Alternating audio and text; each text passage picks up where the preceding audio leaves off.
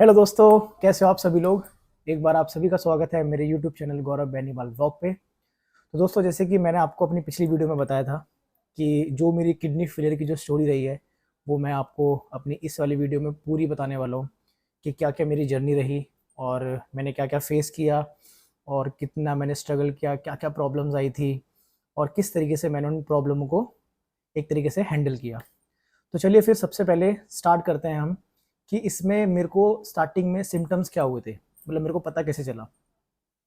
तो दोस्तों, अप्रैल 2024 की बात थी और मेरे को सडनली एक बार थ्रोट में इन्फेक्शन हुआ, जिसके लिए मैं डॉक्टर के पास गया और डॉक्टर ने मेरे को कुछ टेस्ट लिखे थे उस टाइम पर, जिसमें कि KFT भी शामिल था और CBC वगैरह जो भी उन्होंने लिखे थे। तो गाइज उस समय सब कुछ ठीक था, सब कुछ ओके था, मेरी रिपोर्ट भी बहुत बढ़िया थी। एंड देन उन्होंने मेरे को मेडिसिन वगैरह दी, वो हो गया ठीक। उसके ठीक 2 महीने बाद दोस्तों, मेरे ना लेग्स पे कुछ एलर्जी हो गई थी, ऐसे रेड रेड स्पॉट्स आ गए थे, इवन मेरी थाई तक आ चुके थे वो। तो फिर मैंने स्किन डॉक्टर को दिखाया एंड देन स्किन डॉक्टर ने मेरे को मेडिसिन वगैरह दी और वो कवर हो गया था, वो ठीक हो गया। एंड उसके बाद मुझे गाइस मैंने नोटिस किया कि मेरे को ना क्रैम्प्स आने स्टार्ट हो गए थे, और क्रैम्प्स भी मतलब बहुत फ्रिक्वेंटली आते थे। लाइक जब मैं कभी शो करता था तो ऑन स्टेज कभी क्रैम्प आ जाते थे, वाइल ड्राइविंग, और सोते हुए कितनी बार मैं सो रहा हूँ रात को नींद में बहुत अच्छे से, एंड देन मेरे को सोते सोते अचानक क्रैम्प आ गया और मैं रात को खड़ा हो जाता था। तो ये सारी चीज़ें थी जो मतलब मैंने स्टार्टिंग के टाइम पे फेस करी। उसके बाद अचानक से एक चेंज आता है कि मेरी जो डाइट थी वो काफ़ी कम हो चुकी थी। इवन दिन में 3 बार खाने वाला मैं इंसान, और मैं सिर्फ 2 बार ही खाता था, और उसमें भी मैं ढंग से खाना नहीं खा पाता था क्योंकि मेरा पेट बहुत टाइट रहता था। और फिर सडनली मतलब अगस्त 2024 में हुआ कि मैं जो भी खाना खाता था मेरे को सीधा वॉमिट हो जाती थी। तो वॉमिट से भी मैं काफ़ी परेशान था। एंड देन उसके बाद मेरे को लगा ऐसा कि शायद पेट में मेरे कुछ गैस या फिर कुछ ऐसी प्रॉब्लम हो रही है। फिर मैंने गैस्ट्रो को दिखाया और उन्होंने मेरे को 15 से 20 दिन की दवाई दी खाने के लिए, और जो कि मैंने स्टार्ट करी खानी। देन उसके बाद भी दोस्तों मेरा जो वेट था वो काफ़ी ज़्यादा गिर चुका था, मतलब कि 15 kg मेरा वेट गिर चुका था और मुझे कोई भी आराम नहीं लग रहा था। एंड देन फिर मैं दोबारा उनके पास गया, तो उनको डॉक्टर को ऐसा लगा कि शायद आपको गैस की प्रॉब्लम नहीं है, आपकी प्रॉब्लम कुछ और है। तो देन तब जा करके उन्होंने मेरे को कुछ टेस्ट सजेस्ट करे कि आप ये टेस्ट करवाओ ऐसे करके, जिसमें कि सारे टेस्ट थे KFT LFT और देन अल्ट्रासाउंड वगैरह सब कुछ। तो मैंने फिर अल्ट्रासाउंड बाहर से करवाया। तो जहाँ पर मैंने अल्ट्रासाउंड करवाया था दोस्तों, तो सबसे पहला इंडिकेट मेरे को वहीं से मिल चुका था, क्योंकि उन डॉक्टर ने मेरे को ये बोला था कि आपकी किडनी में मुझे कुछ प्रॉब्लम लग रही है। तो तब मैंने इतना ध्यान नहीं दिया, मतलब कि अरे यार, मैंने उनको खुद बोल दिया डॉक्टर को कि सर ऐसा कुछ भी नहीं है, मेरे को तो कुछ पेट में प्रॉब्लम है ऐसे करके। उन्होंने बोला नहीं, आपको किसी किडनी वाले डॉक्टर को दिखाना पड़ेगा। ओके, यहाँ तक भी मैं श्योर नहीं था कि मतलब मुझे क्या हो गया है। देन उसके बाद जब रिपोर्ट्स मेरी आती है, तो मैंने अपने डॉक्टर को सारी रिपोर्ट जो है वो ऑनलाइन ही भेज दी थी फ़ोन से। देन मेरे जो गैस्ट्रो वाले डिपार्टमेंट के जो डॉक्टर थे, उन्होंने भी मेरे को फ़ोन पे सीधा कॉल पे समझाया कि दोस्त, आपको प्रॉब्लम आपकी किडनी में है, ऐसे करके। और उस टाइम दोस्तों मैं बिल्कुल अनजान था, और आई थिंक मुझे लगता है कि शायद जिसको भी किडनी की प्रॉब्लम होती होगी उनके लिए पहली बार उनको पता चलता होगा कि उनकी बॉडी में क्रेटिनिन लेवल क्या होता है क्या नहीं होता, जैसे कि मैं था उस समय। दोस्तों मेरे लिए बिल्कुल एक नया शब्द था कि दोस्त आपका क्रेटिनाइन लेवल बढ़ रहा है। ओके ठीक है, कोई बात नहीं। तो जैसा कि सबको लगता है स्टार्टिंग में कि यार ये तो थोड़ा सा ही बड़ा है और शायद ये मेडिसिन से ठीक हो जाएगा, बट ऐसा बिल्कुल भी नहीं है दोस्तों। तो जिस समय मुझे पता लगा कि मेरा क्रेटिनिन कितना है, तो उस समय मेरा क्रेटिनिन था 4.45, और जो कि इसकी नॉर्मल रेंज है 0.7 से 1.3 मेल्स में। तो दोस्तों फिर उसके बाद उन डॉक्टर ने मेरे को सजेस्ट करा कि आप नेफ्रोलॉजिस्ट के पास जाओ और वही आपको सही से देखेंगे ऐसे करके। एंड देन फिर मैं उनके पास जाता हूँ, तो उन्होंने सबसे पहले मेरी रिपोर्ट्स देख के ये बोला कि हमें आपकी किडनी की बायोप्सी करनी पड़ेगी। तो मैं आपको शॉर्ट्स में समझा देता हूँ कि बायोप्सी बेसिकली होती क्या है। तो दोस्तों बायोप्सी जो होती है वो हमारी ही किडनी का एक टुकड़ा लेते हैं और उस टुकड़े के थ्रू जांच करते हैं कि किडनी में क्या प्रॉब्लम है और किडनी काम क्यों नहीं कर रही है। तो दोस्तों फिर मेरी बायोप्सी हुई। एंड देन तो बायोप्सी बेसिकली यहाँ पीछे से वो कोई गन के थ्रू एक नीडल डाल करके हमारी किडनी का टुकड़ा निकालते हैं। बिल्कुल सिंपल प्रोसेस होता है, कोई ऐसी तकलीफ नहीं हुई मुझे। ओके, तो गाइज उस समय भी मैं काफ़ी नॉर्मल था कि चलो ठीक है, कोई बात नहीं, हो जाएगा, सब ठीक हो जाएगा, इतना कोई दिक्कत वाली बात नहीं है। अच्छा, तो फिर उसके बाद डॉक्टर ने मुझे बोला कि जैसी भी कुछ बात होगी तो हम आपको जल्दी रिपोर्ट कर देंगे, अगर नॉर्मल रहता तो हम आपको आराम से 1 हफ्ते बाद बुला लेंगे। उसके बाद दोस्तों डॉक्टर का मेरे पास 1 दिन छोड़ के ही कॉल आ जाता है और वो बोलते हैं कि आप अर्जेंट हॉस्पिटल में आ जाओ, हमें कुछ बात करनी है। तो दोस्तों उस समय काफ़ी मैं डरा हुआ था कि यार ऐसा क्या हो गया, मतलब उन्होंने मेरे को एकदम बुला लिया। तो उस समय मैं और मेरी मम्मी हम लोग गए हॉस्पिटल में और उन्होंने बताया कि आपकी किडनी में जो प्रॉब्लम है, बेसिकली आपके जो किडनी के जो टिश्यूज़ हैं वो काम नहीं कर रहे हैं, वो डैमेज हो चुके हैं और बाकी ना हो उसके लिए हमें आपको एक थेरेपी होती है कोई प्लेक्स, तो वो करनी होगी। जिसमें कि उन्होंने मेरे को बताया कि आपके यहाँ नेक से हम एक कैथेटर डालेंगे एंड देन उसके थ्रू हम आपकी जो किडनी है उसका गंदा प्लाज्मा बाहर निकाल करके आपको फ्रेश प्लाज्मा देंगे। तो दोस्तों जब उन्होंने मेरे को बताया और मैं काफ़ी उस समय काफ़ी डर गया था कि यार मतलब ये क्या बता रहे हैं कि मतलब यहाँ से कोई कैथेटर डालेंगे एंड देन ऐसा कुछ प्रोसेस होगा। तो फिर मैंने पूछा कि चलो ठीक है, अगर ये एक बार होता है तो कोई दिक्कत नहीं, हम करवा लेंगे, बट डॉक्टर ने बोला कि हमें कम से कम 7 से 10 बार करना होगा। दोस्तों वो मेरे लिए बहुत शॉकिंग था। और एंड देन सबसे जो मेन बात थी कि उस समय हम लोग एक प्राइवेट हॉस्पिटल में थे और जिसमें कि उन्होंने बहुत ज़्यादा खर्चा बता दिया था मुझे, अराउंड 15 lakhs उन्होंने इस चीज़ का बताया था बस। और जिसमें कि मतलब वो भी श्योर नहीं थे कि मतलब इससे ठीक ही होगा। तो दोस्तों फिर इतना हमें लगा नहीं कि शायद इससे ये ठीक हो सकता है, हमें लगा कि हमें कोई सेकंड ओपिनियन लेना चाहिए।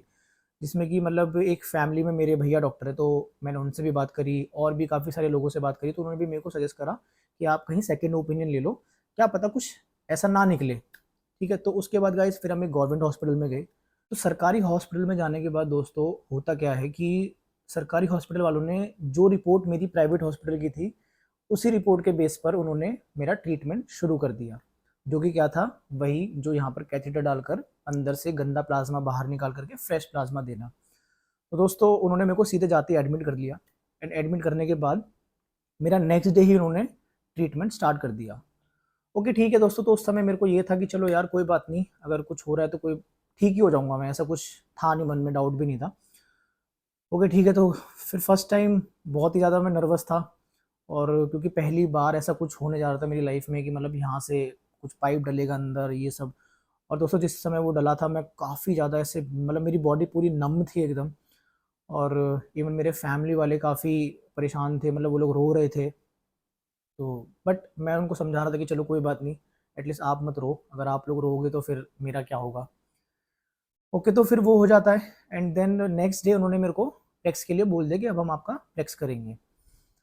तो दोस्तों वो जो प्लेक्स का जो टाइम था ना, वो लगता है मेरी ज़िंदगी का सबसे वर्स्ट टाइम था। क्योंकि बोलना बहुत आसान है कि चलो ठीक है अब आपकी प्लेक्स कर देंगे और मतलब आप हो जाओगे नॉर्मल ये वो इस तरीके से। बट वो जिस समय होती थी ना दोस्तों, तो मेरी एक्चुअल में 3 प्लेक्स हुई थी, जिसमें कि मेरा फर्स्ट एक्सपीरियंस नॉर्मल था, मेरे को नहीं पता चला। ओके सेकंड वाले पे दोस्तों होता क्या है कि मैं उन्होंने स्टार्ट कर दिया सब कुछ एंड देन उसके बाद मेरा अचानक से जो बीपी था वो काफ़ी लो हो गया था। एंड देन उस टाइम पर मैं काफ़ी ऐसे मेरे को बहुत ज़्यादा स्वेटिंग हो गई थी और मैं बहुत ज़्यादा घबरा गया था। इनफैक्ट थोड़ा सा ब्लैकआउट हो गया और फिर मैंने थोड़ा शोर भी मचा दिया था वहाँ पर कि मतलब मेरे को क्या हो रहा है, और मेरे को बहुत ज़्यादा घबराहट हो गई थी, हाथ पैर एकदम काम करना बंद कर गए थे। तो उस समय मेरे को डॉक्टर ने काफ़ी कुछ हद तक कंट्रोल में कर लिया था। ओके गाइस, जो तो मेरा थर्ड एक्सपीरियंस था वो काफ़ी ज़्यादा बेकार था दोस्तों। उस समय तो मतलब मेरे को लगा था कि शायद मैं जाने वाला हूँ, क्योंकि मैंने अपनी सांसें तक छोड़ दी थी। क्योंकि नॉर्मल जो मेरा बीपी उस समय रहता था वो 120 130 ही रहता था एंड देन उस दौरान जो मेरा बीपी था वो गिर करके 30 to 40 चला गया था। और मतलब मैं बिल्कुल एकदम पसीने पसीने हो गया था और ब्लैकआउट मेरी आंखों के आगे था। और मतलब मेरे हाथ पैर काम नहीं करे थे उस समय पर। और वो टाइम ऐसा था कि शायद मैं अब नहीं बचूंगा और मैं जाने वाला हूँ। मतलब अंदर कुछ ऐसा लग ही नहीं रहा था कि मेरे शरीर में कुछ है भी। तो गाइस जहाँ पर वो चीज़ हो रही थी तो वहाँ पर बहुत ज़्यादा शोर मच गया कि मतलब ये क्या हो गया ऐसे करके। तो उन्होंने फिर मेरे साथ वालों को भी आवाज़ लगाई कि गौरव के साथ कौन है, वो जल्दी से आओ। तो वहाँ पर कुक्कू थी मौजूद। तो कुक्कू एकदम से मेरे पास आती है और मैं उसको इशारे में बोल रहा हूँ कि मैं अब नहीं बचूंगा, इस तरीके से। मेरे को वॉमिट होना स्टार्ट हो गई थी। तो दोस्तों फिर उसके बाद जब ये पूरा हुआ प्रोसेस, तो उन्होंने मेरे को थोड़ी देर बाद नॉर्मल कर दिया था। और उस समय मैं काफ़ी डर चुका था कि यार ये सब क्या हो रहा है मेरी लाइफ में, और मैं बहुत ज़्यादा परेशान भी था। ओके, जैसे ही वो सेशन ख़त्म हुआ उसके बाद हम गए अपने वार्ड में। और दोस्तों फिर मुझे क्या पता चलता है एक दिन बाद कि जो ट्रीटमेंट मुझे उन्होंने दिया उसकी कोई नीड ही नहीं थी। क्योंकि गवर्नमेंट हॉस्पिटल वालों ने जो मेरे प्राइवेट हॉस्पिटल में जो मेरी जांच हुई थी किडनी की बायोप्सी, उसके ब्लॉक्स वगैरह मंगाए थे, तो उसके दोबारा से जांच हुई थी जिसमें कि मेरे को वो प्रॉब्लम थी ही नहीं जो उन्होंने मेरे को ट्रीटमेंट दिया। ओके, तो फिर उसके बाद होता क्या है कि उन्होंने रिपोर्ट्स वगैरह देखकर वो सब कुछ निकाल दिया, मेरे जो कैथेटर यहाँ पे लगा हुआ था वो भी निकाल दिया। तो उस समय मैं खुश हो गया था एक बार को कि चलो ठीक है यार, ये निकल गया, अब तो शायद बीमारी ठीक हो गई, अब तो ऐसा कुछ भी नहीं है। देन उसके बाद भी चीज़ें नहीं सॉल्व हुई थी। तो फिर जा कर के उन्होंने मेरे को बोला कि आपको हम कुछ इंजेक्शन देंगे। 6 इंजेक्शन उन्होंने मेरे को बोले। तो सबसे पहले उन्होंने मेरे को बताया कि आपको इन इंजेक्शन के साइड इफ़ेक्ट बहुत ज़्यादा रहेंगे।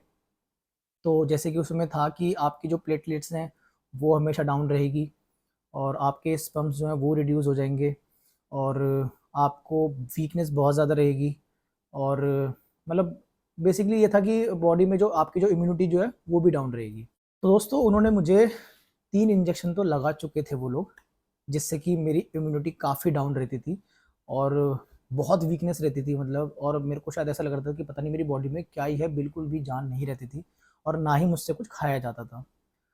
दोस्तों वो एक टाइम था, मतलब उस समय मेरे को लगा था कि शायद ये टाइम बहुत ही ज़्यादा बेकार चल रहा है, क्योंकि ना मैं कुछ खा पाता था, मुझे वॉमिट स्टार्ट हो जाती थी उन इंजेक्शन के बाद, और इवन मैं वॉक भी नहीं कर पाता था, और बहुत ज़्यादा मतलब परेशान रहता था। मेरा हीमोग्लोबिन बहुत कम हो चुका था, मुझे चक्कर आते थे, और मैं कितनी बार तो चक्कर खा के गिर जाता था। तो ये सब चीज़ें होने लगी वो इंजेक्शन लगने के बाद। तो दोस्तों फिर मैं अपनी फैमिली में बैठा, और कुक्कू भी थी मेरे साथ। मैंने उनको बोला कि शायद मेरे साथ कुछ ठीक नहीं हो रहा है, क्योंकि मुझे बिल्कुल भी आराम नहीं मिल रहा है, और जो इंजेक्शन मुझे लग रहे हैं वो सब बेकार हैं, उनसे कोई फ़ायदा नहीं हो रहा, क्योंकि मेरा क्रेटिनाइन भी कम नहीं हो रहा था। बेसिकली जिस चीज़ के लिए वो डॉक्टर इंजेक्शन लगा रहे थे वो चीज़ कम ही नहीं हो रही थी। तो फिर मुझे ऐसा लगा कि शायद मुझे एक और ओपिनियन लेना चाहिए। तो फिर मैंने अपनी फैमिली से डिस्कस किया कि अब हमें कहीं और जाना चाहिए। तो दोस्तों मेरा एक दोस्त है जिनको मैं बहुत अच्छे से जानता हूँ, और तो उन्होंने मेरे को सजेस्ट करा कि आप, एक हॉस्पिटल है, और उस हॉस्पिटल का मैं नाम ज़रूर लेना चाहता हूँ, क्योंकि वो हॉस्पिटल है ILBS, जो कि वसंत कुंज में है। तो उस हॉस्पिटल के बारे में मेरे दोस्त ने मुझे बताया कि यहाँ पर एक डॉक्टर है, मिस चांदनी भगत, आप इनके पास जाइए और इनसे मिलिए, बहुत अच्छे डॉक्टर हैं, और हो सकता है कि आपकी जो प्रॉब्लम है वो ये अच्छे से सॉल्व कर दें। तो दोस्तों फिर मैंने कुछ भी ना सोच समझ कर मैं सीधा वो वाले हॉस्पिटल चला गया। ओके दोस्तों, फिर जाने के बाद होता क्या है कि ये एक बहुत मज़ेदार किस्सा है कि जब हम उन डॉक्टर के पास गए तो उनको मैंने सारी अपनी रिपोर्ट्स दिखाई, सब कुछ दिखाया, सब कुछ टेस्ट वगैरह जो थे सारे थे, स्टार्टिंग से दिखाया। तो दोस्त वो डॉक्टर मेरे को बोलती हैं कि आपके साथ जो ट्रीटमेंट हुआ है वो सही नहीं हुआ, क्योंकि जो चीज़ आपको करनी थी, जो इन्होंने पहली बार मेरे को यहाँ से करी थी, वो नहीं होनी थी, क्योंकि आपकी रिपोर्ट्स में ऐसा है ही नहीं। ओके ठीक है, तो वो मेरे लिए बहुत शॉकिंग था। इवन जो इंजेक्शन मेरे को दिए जा रहे थे, वो डॉक्टर ने साफ बोला था, चांदनी भगत मैम ने, कि अगर आपका क्रेटिनिन लेवल इससे कम हो रहा है तो आप इस इंजेक्शन को लगवाओ, अदरवाइज मत लगवाओ, क्योंकि ये बहुत हार्मफुल है, इससे बहुत ज़्यादा साइड इफेक्ट है जो आपकी लाइफ में आगे जाके आपको प्रॉब्लम देंगे। तो दोस्तों फिर वही टाइम था, मैंने गवर्नमेंट हॉस्पिटल को सीधा कट कर दिया, मैं उसके बाद वहाँ पे गया ही नहीं। फिर मैंने सीधा यहाँ से अपना ट्रीटमेंट स्टार्ट कर दिया था। तो दोस्तों यहाँ पर सबसे अच्छी बात ये थी कि मेरे जितने भी टेस्ट थे इन्होंने यहाँ पर वो स्टार्टिंग से करे, और जो मेरी किडनी बायोप्सी की जो रिपोर्ट थी उसको ना देख करके इन्होंने दोबारा से उसकी जांच करी, और फिर मुझे पता चलता है कि जो डिसीज़ मुझे है वो है IgA नेफ्रोपैथी। दोस्तों ये जो डिसीज़ है ये हो जाती है नॉर्मली, बट जो मेरी वाली थी वो काफ़ी ज़्यादा एग्रेसिव मोड में थी, क्योंकि इसने काफ़ी कम टाइम में मेरी किडनी को डैमेज कर दिया था। और जो किसी किसी में होती है तो काफ़ी लेट उनको पता लगता है कि भाई मेरी किडनी फेल हो चुकी है, बट मेरी वाली काफ़ी एग्रेसिव थी। तो फिर वहाँ से मेरा ट्रीटमेंट स्टार्ट हो चुका था, और फिर हमने डॉक्टर से डिस्कस करा कि डॉक्टर ये IG नेफ्रोपैथी का क्योर क्या है, मतलब हम इसको कैसे ठीक कर सकते हैं। तो फिर डॉक्टर ने हमें समझाया कि इसको ठीक दो ही चीज़ों से हम कर सकते हैं। एक तो होती है डायलिसिस और दूसरा होता है किडनी ट्रांसप्लांट। तो दोस्तों शॉर्ट में आपको समझा देता हूँ कि मेरे डॉक्टर ने मुझे डायलिसिस के लिए मना कर दिया था, बिकॉज़ कि मेरी एज कम थी और डॉक्टर ने मुझे बोला कि आपके लिए किडनी ट्रांसप्लांट बेस्ट है, क्योंकि किडनी ट्रांसप्लांट के बाद अब आप अपनी नॉर्मल लाइफ जी सकते हो, और डायलिसिस पे अगर आप चले गए तो उसमें आपको एक मशीन के ऊपर ही जीना पड़ेगा बस, जो कि हफ्ते में 3 बार आके करवानी होती है। इसके बारे में हम आपको बाद में बताऊंगा। तो दोस्तों फिर हम भी डिसाइड कर चुके थे कि ठीक है, हम लोग किडनी ट्रांसप्लांट ही करवाएंगे।